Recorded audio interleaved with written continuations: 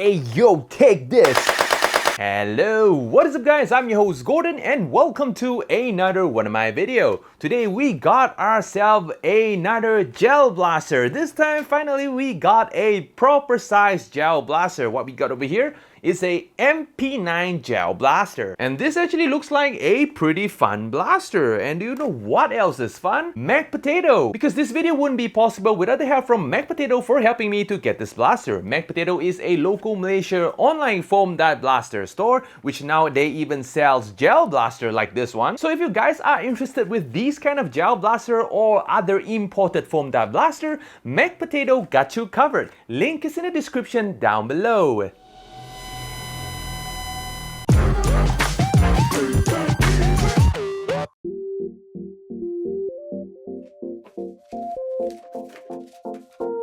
In the box, we got the blaster itself, a gel container, a fake magazine, battery and charger, a grip, some gels, and a manual. To install the fake magazine, pull the switch under the grip, push in the fake magazine, and release the switch. To put in the gel container, just slide it on the rail just like so. The battery compartment is located at the front. Slide off the cover, pull out the wire, connect the battery, put the battery in, close the cover, slide in the grip, and lock it tight. Turn on the switch and you are ready to go.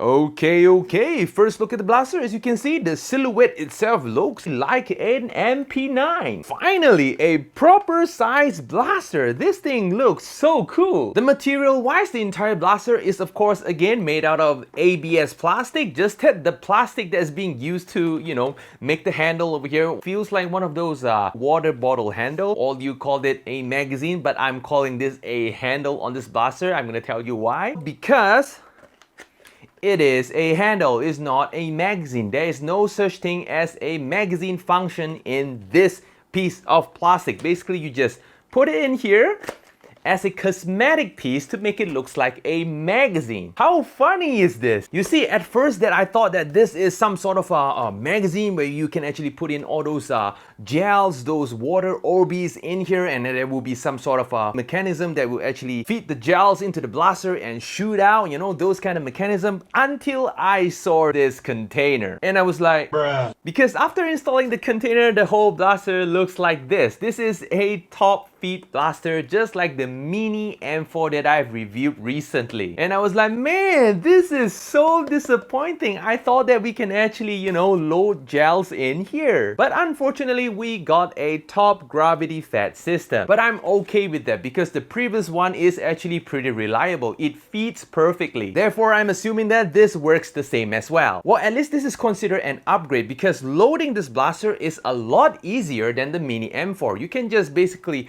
open the top transparent container and start pouring in gels. Again, to those who are still new and don't know what are gels or water Orbeez, those are basically dry transparent piece of ball where you actually put it in a cup of water, it will expand and will become a pretty squishy Orbeez. These are basically tiny squishy transparent orbs which usually upon impact it will break, which means that it will not cause any injuries to your skin. But always remember your safety goggles. Again, operating this blaster is very simple. Basically, there is a switch located at the back of the blaster. You just have to turn it on, point it, and shoot it.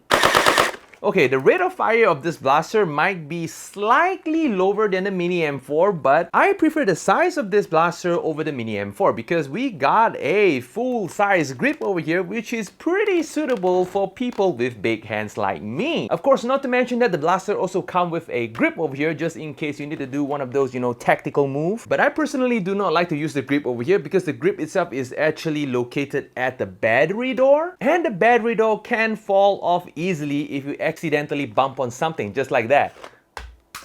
So I personally think that it is much safer to run the blaster without the grip. The firing mode of this blaster is just full auto. The only way to do semi-auto is trigger discipline.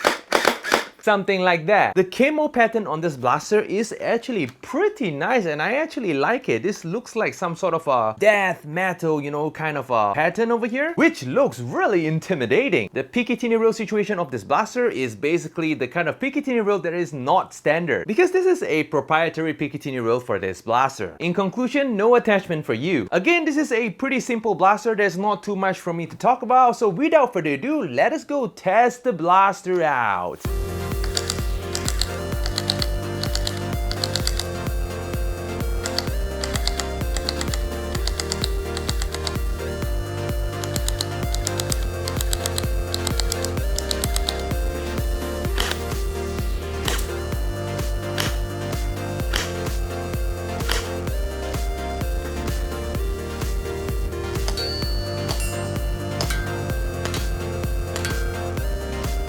Okay, so the performance of the blaster is actually not bad, and I'm liking that because it feels nice to hold and it performs good. This blaster can actually shoot from 111 FPS all the way to 133 FPS. This blaster performs a lot better than the tiny M4, just that the rate of fire is slightly slower. I mean seriously, for the proper handle size, I'm okay with the compromise. The accuracy of this blaster, of course, again in 10 meters, hitting a target is not an issue. Surprisingly enough, this gel blaster can actually be pretty accurate. Operating this blaster, so far I did not encounter any jams. So far the blaster actually fits pretty well. The loading mechanism of this blaster is fast and simple. For a weekly family backyard war, this is definitely the blaster to go with. Seriously, no joking, I'm actually having a lot of fun with a lot of my younger cousin as well as some of my older cousins. But remember, always wear safety goggles. So yeah, this is a pretty straightforward blaster, nothing too complicated over here. So yep, that's all for today guys. Like this video if you like it, dislike this video if you do not like it, subscribe if you haven't already, and of course I'm going to see you in the next video. Adios guys!